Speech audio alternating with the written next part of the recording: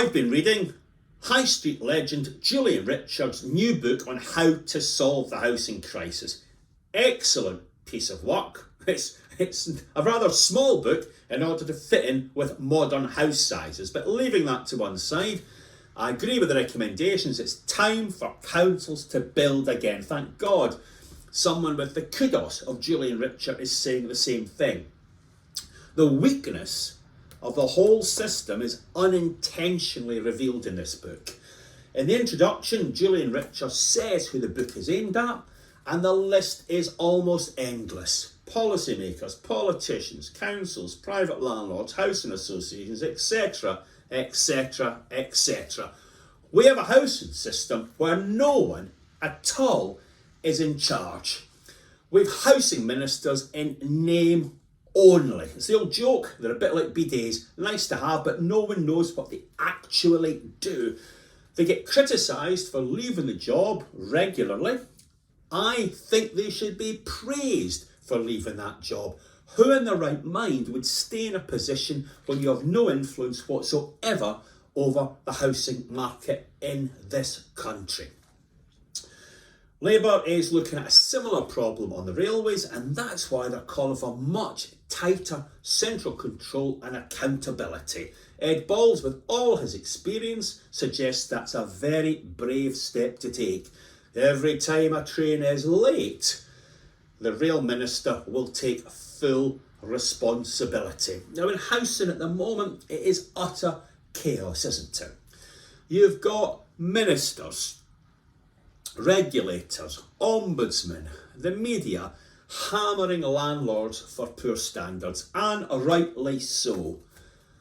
Pushing back, the landlords are saying, come on, the financial parameters are set by government and we can't afford to do everything we need to do. And that also is true, and it would be true if the chief executives were all indentured servants. How do we solve this problem? I don't think we can solve it when everyone is operating to penny packet business plans.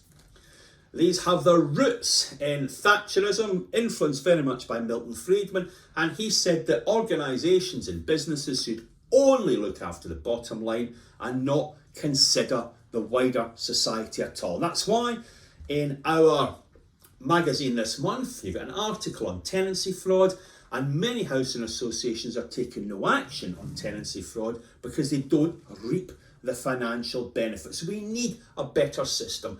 Milton Friedman said that if companies looked at social responsibilities, that was unadulterated socialism. Perhaps the answer to our problems lies in adulterated socialism. I've been reading a great book, The New China Playbook by Keiyu Jin, a fascinating woman, and what she focuses on is the mayor economy, how powerful the mayors and regions are in China. They can make laws, they can pass finance into organisations. Things go wrong, of course they do, but overall it has been a tremendous success in turbocharging the Chinese economy. Why can't we apply those principles to fixing housing and other issues across the United Kingdom? And we're talking about real devolution and real mayors. Not this business where every time there's a gap in the Daily Mail, they attack the running of the NHS in Wales. Every time the SNP backs to the wall, they criticise the English. And poor old Andy Burnham looks like he's carrying around bags of cement as he attempts to deliver on the very wise things that he wants to do. So proper mayors with real devolution and real powers. And here's an idea. In China, you prove your worth by running a region. How about this? You can't be a minister in the UK government unless you've run a UK region properly and solved the housing crisis there. Thanks for your attention, and I hope to see you all again very soon.